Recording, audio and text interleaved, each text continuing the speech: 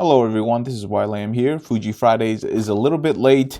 That's because of CES, travel and work and all of that stuff, but better late than never. So in this week's Fuji Friday, I'm going to be talking about the rumored releases for 2019 for Fujifilms. There's actually quite a lot on the plate and there's a lot of interesting things to talk about. So let's go ahead and get started. First thing to talk about is the X-T30. This is rumored to come out in the first quarter. There's already a trademark out for the name, so we're pretty sure that it's going to be coming out in 2019, hopefully in early first quarter. This is going to be a very interesting camera because it's always the small brother to the X-T3, which has won quite a bit of awards. It's definitely a great camera, so I'm really looking forward to seeing some rumors about that and the specs that are going to be coming with it. Hopefully we're going to be seeing not too much of a cut down in terms of specs, but you never know what's going to happen. I'm really hoping for a sub $1,000 price.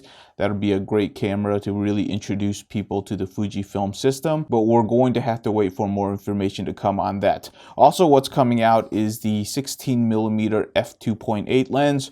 Right now, I'm actually using the 16mm f1.4. It's actually a really great lens. So this lens should be a little bit cheaper, should be a little bit more compact, but hopefully it will retain the same quality as the current 16mm lens. That's going to be something very interesting. It's going to be something that's probably better for the smaller cameras like the Fujifilm X-T30. But again, we're going to have to wait for more information. Now, for anybody who currently has the 16mm, I don't really see a reason to upgrade, but we're just going to have to do some comparisons in order to figure that out.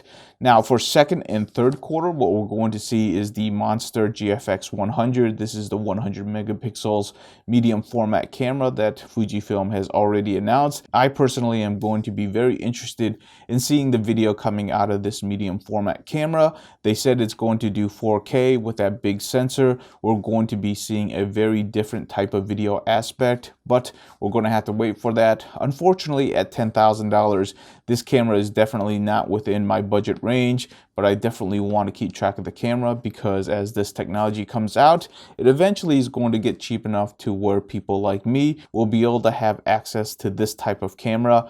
Another lens that's going to be coming out, and this one's pretty interesting, is the 16mm to 80mm f4. So this is going to be the traditional 24 to 105 lens that every camera manufacturer has. At f4, it's going to do everything really well, but it's not going to be super great for low light, but it's also not going to be super bulky and super heavy, or hopefully not super expensive. Most Fujifilm lenses aren't particularly cheap, but this is actually going to be a very versatile camera, and it might replace some lenses that I currently have in my inventory. So I am excited to actually test that out because it could replace a few lenses. And at f4 and at 16mm, I think I can get away with it as a vlogging lens. Hopefully it's going to have good image stabilization. If it doesn't, that's going to definitely limit the usefulness of that lens for me. The last thing to talk about is in the fourth quarter, there are rumors about an X Pro 3 that will be coming out. So this camera is going to be much more photocentric than the other X-line cameras that I cover.